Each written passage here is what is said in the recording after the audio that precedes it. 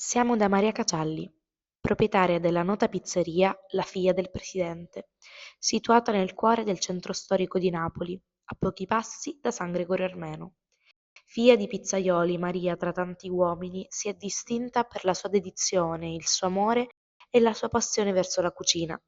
Nel suo ristorante, dove l'innovazione di certo non manca, il ricordo delle antiche tradizioni mediterranee è vivo più che mai nei suoi piatti, che preparati con cura e premura scaldano il cuore dei clienti. Buongiorno Maria, Buongiorno a te, grazie mille per l'intervista. di nulla, siete benvenuti. Grazie.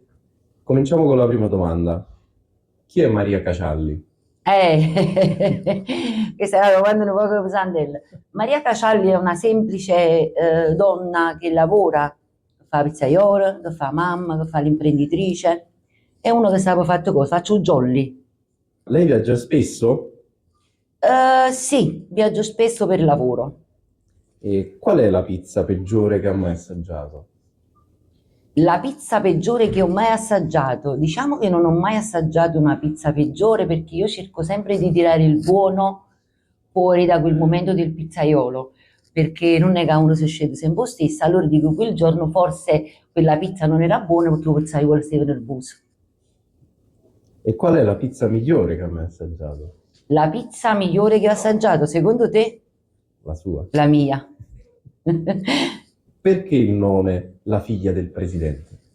Perché il nome della figlia del presidente? Diciamo che questa è un tributo alla memoria di mio padre, perché mio padre lo chiamavano presidente, lui rappresentava un'associazione di pizzaioli nel mondo e quindi quando si parlava di pizza napoletana, mio padre d'obbligo nella sua valigia c'era stata farina, a pommarò e il suo olio. Quindi lui girava il mondo e si portava questa pizza napoletana nel mondo. Quando lui è finito, io ho deciso di aprire il mio locale e di storicizzare il suo nome, quindi continuare la sua tradizione. Io cerco ogni giorno, diciamo, di camminare nelle sue orme, non è facile, però piano piano ci sono riuscita, diciamo, anche a mantenere quella linea che lui voleva, la tradizione e le radici che per lui erano importantissime, e ho deciso di dare questo nome alla figlia del presidente e ci dedica a essa. Prima di essere un'imprenditrice, lei è stata una bambina, una ragazza. Come ha vissuto la Napoli della sua adolescenza? Diciamo che la Napoli della mia adolescenza è stata la Napoli degli anni 90, non è stata facile, però essendo cresciuta in un quartiere molto popolare, pieno di gente, gente bella, c'era anche qualcuno che non teneva niente, ma proprio quel qualcuno che non teneva niente è chi nulla che mi ha dato più assai di tutto quanto, perché chi non tiene niente vuole condividere con te anche quel poco che ha, ma anche quel poco di saggezza, perché io ho imparato tanto dalla gente del mio quartiere e gli voglio bene a tutti quanti. Una volta fare il pizzaiolo non era un lavoro prestigioso, ma anzi era tipico di quelle persone che non avevano avuto la possibilità di studiare e non possedevano altri saperi.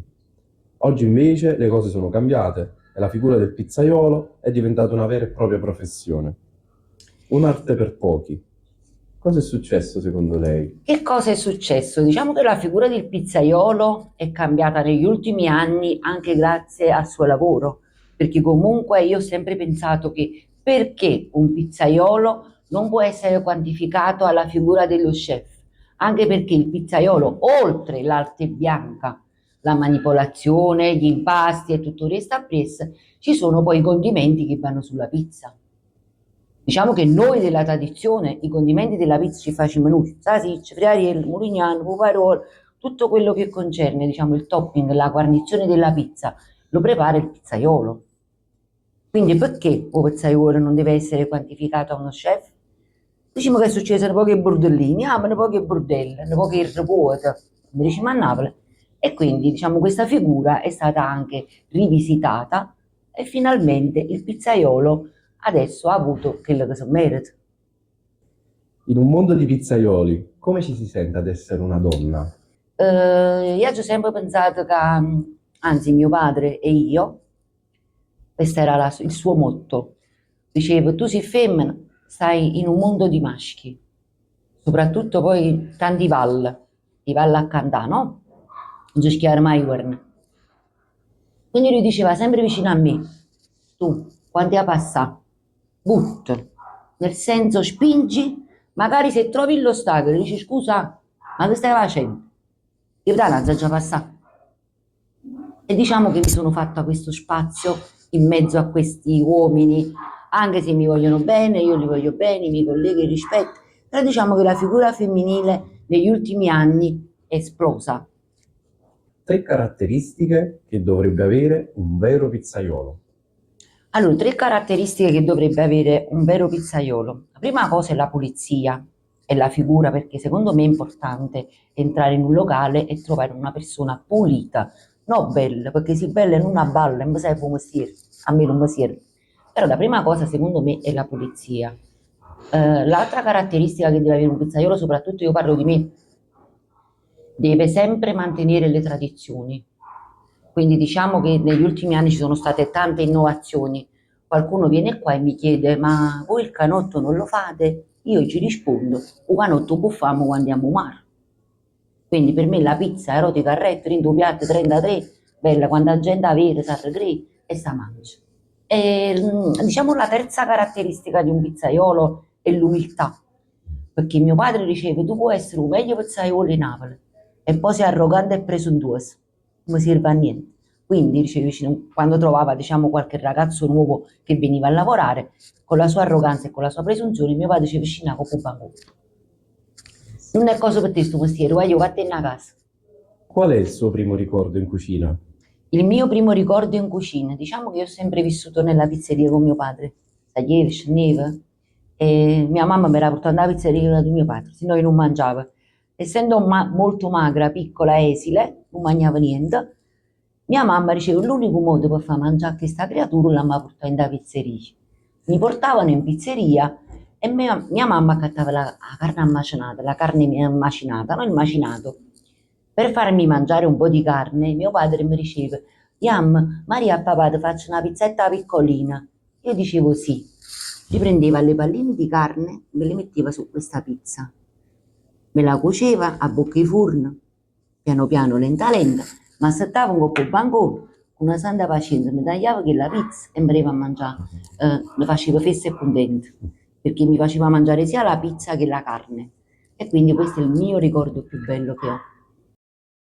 Quando ha capito che la sua strada si sarebbe intrecciata con la professione di pizzaiola? Non è che io l'ho capito, diciamo che questa è una cosa nata con me, perché come ti ho detto, io sono cresciuto un po' bancone e pizza. Io mi ricordo, siccome ho qualche anno in più, mi ricordo che la farina arrivava nei sacchi di juta, penso quando hanno fatto sto dicendo. Quindi diciamo che io non sono diventata pizzaiolo, io ci sono nata. Ci parli di Ernesto, suo Mio padre, e di cosa ha ereditato da lui? Allora, mio padre era un grande papà, però sai, non voleva mai, perché lui usciva prima, i turni erano diversi, o pizzaiolo si ritirava l'1, il 2, il 3 a notte. Io da lui ho ereditato l'arte della pizza napoletana, ma non solo quella, anche la cucina, perché mio padre era un grande chef. E la cosa più bella che ho ereditato è la stessa cervella sua. Quindi io ragiono come lui, essendo cresciuta con la sua mentalità, io ragiono come lui. E lui è stato l'elemento fondamentale per me in questo lavoro, perché quando lui se n'è andato, io mi sono sentita un attimino in mezzo deserto, sai, da sola, avendo anche una bella famiglia, avendo un lavoro, tenendo l'arte in mano. Però quando non tieni più quella figura onnipresente vicino a te, tu ti senti solo tu in mezzo deserto. L'ultima volta che sono uscita con lui, l'ho già fatta festa, gli ho detto, mi vuoi mettere una firma? Lui mi ha detto, che fa? Un rabbit? Io gli ho detto, no, devo fare una cosa. Lui mi ha messo questa firma su un pezzetto di carta. Io l'ho lasciato seduto fuori al bar, gli ho detto, aspetta papà, ma vengo subito. Ho bussato al tatuatore. Questa è la sua firma originale. Quindi diciamo questa è la cosa che porterò per sempre con me. Lei in un video che ha pubblicato sui social ha detto che è stato proprio suo padre ad aver reinventato la famosa frittatina di pasta. Ci vuol dire un po' di più?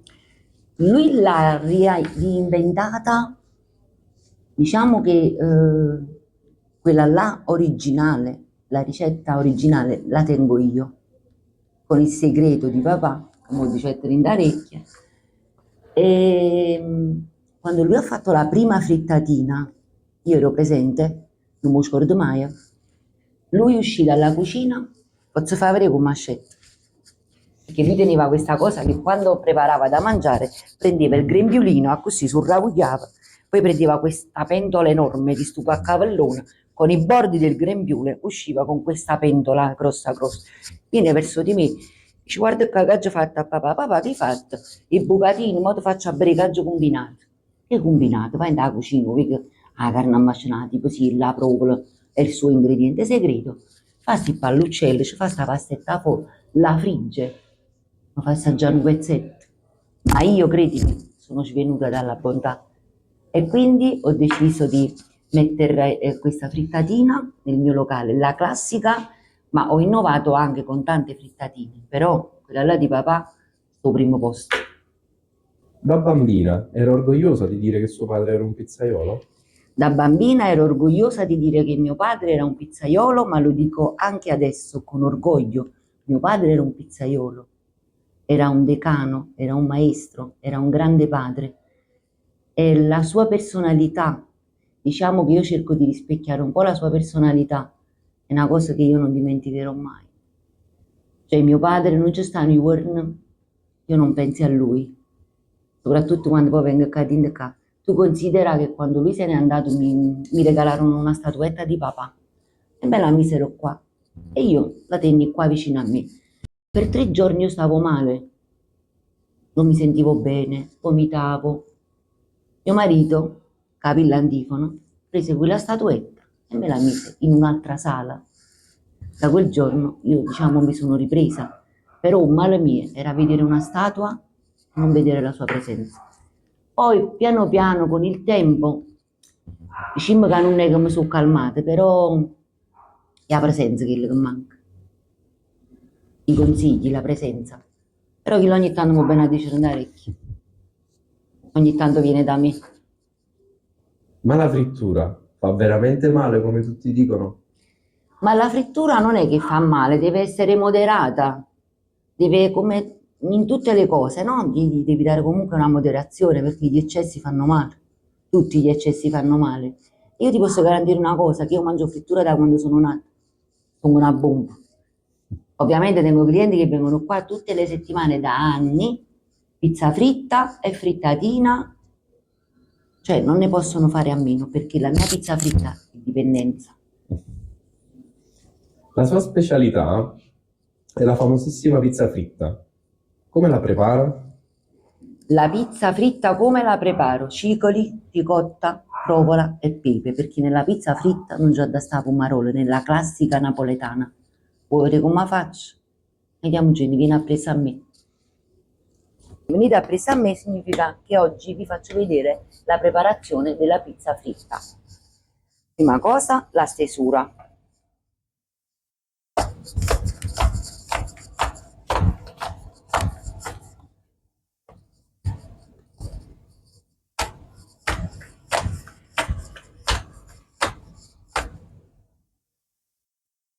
Ecco qua. Adesso passiamo al condimento.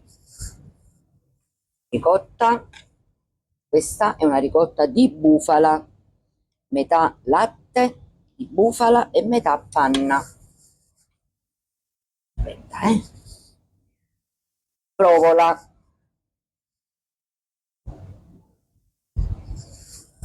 Di cicola che non possono mai mancare nella pizza fritta, abbondante, e un po' di pepe. Come vedete, il siciliano la pomarola è vacante perché nella pizza fritta classica napoletana non ci va la pomarola. Adesso la chiudiamo. E questi passaggi più fai a fuoco a te, vai? Che ti fai i muscoli.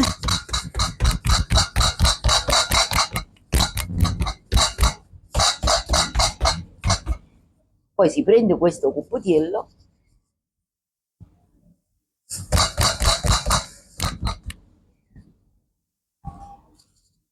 lo si stende un po', così.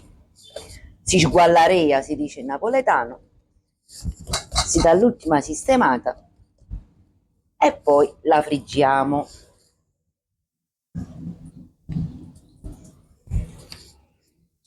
Ok.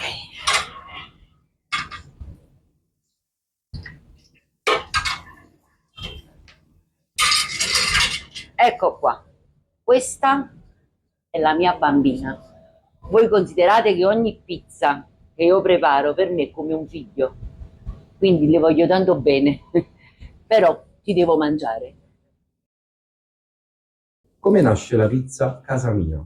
Come nasce la pizza casa mia? La pizza casa mia nasce dal ricordo di bambina. Mia nonna teneva 13-14 figli, quindi poi mogli, creature. 7-8 bambine si chiamano Maria, tutte le mie cugine si chiamano come me. Quindi quando diceva Marisa giravano 7-8 creature. Quindi c'era questa enorme tavola dei grandi e poi in un angolino c'era questa tavola piena di bambini. E la nonna mia cominciava a offrire polpette lo sabato fino a domenica, quindi delle pentole così enormi piene di ragù e polpette. Dice vabbè che sta Tiana a casa questa pentola poi per i bambini, c'erano le polpettine più piccoline, poi c'era la parmigiana di melenzane immancabile nella cucina napoletana, soprattutto quella della domenica, i maccaroni al ragù, e diciamo che questa pizza è nata da questo ricordo, il polpetto della nonna e la parmigiana della nonna. Un giorno ho detto a mio figlio, gli dico Armando, ma vogliamo fare una pizza? Però voglio chiamare Casa Mia. Ed è nata questa pizza con le polpettine della nonna, la parmigiana e abbiamo innovato con la stracciatella di bufala. Nel suo locale cerca di ricreare un'atmosfera di convivialità con i suoi clienti? Questa è la prima cosa importante, entrare in un locale e trovare una persona che ti sorride, perché la gente a casa te ne guai. Quindi se esce di casa è perché si vuole svagare e andare in un locale e trovare una faccipesta.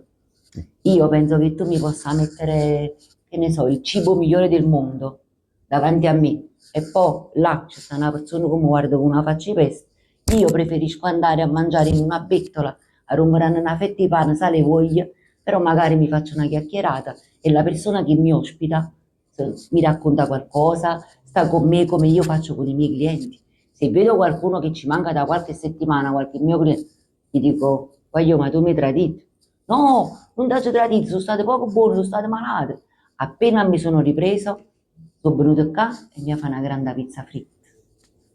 Come spiegherebbe la dieta mediterranea a un giapponese? Ah, come si spiega la dieta mediterranea a un giapponese? Diciamo che io ho fatto un franchising con il Giappone. Ci sono 2 locali della figlia del presidente, questo qua, come lo vedete, sta anche in Giappone. Ovviamente i locali non sono che mi, sono quelli giapponesi. Io ho fatto un franchising, appena posso mi metto nell'aereo e vado da loro e posso dire che loro sono molto molto bravi, molto educati, molto disciplinati e sanno fare anche una buona pizza. E soprattutto usano prodotti campani, legati diciamo anche alla cucina e alla tradizione napoletana, ma soprattutto alla dieta mediterranea. Quando io gli dico i pomodori giapponesi, pomodoro di San Marzano, dell'agro sarnese nocerino, non andava mai mancare in coppa pizza. Poi la mozzarella, che è anche diciamo l'elemento fondamentale per la pizza, e l'olio. L'olio deve essere quello là puro, extravergine di oliva, quello là che quando la persona tiene la pizza innanzi da sentire il profumo perché poi si mescola tutto e diciamo che questo è il segreto per la pizza napoletana. Avere questi prodotti a portata di mano qui in Italia, ma magari portarli anche all'estero e inculcare nella mentalità lo giapponese, lo francese, lo tedesco che se vuole fare una pizza napoletana con i prodotti, andare i prodotti qua e l'abbraccio deve restare qui in Campania. Grazie mille per la sua intervista. Grazie a te. Grazie, È stato fantastico conoscerti, grazie. Grazie, un'emozione fortissima, grazie a tutti, da tutta Grazie a voi. la nostra squadra. Ci vediamo prestissimo. Ci vediamo presto? Vi aspetto qua, mi raccomando.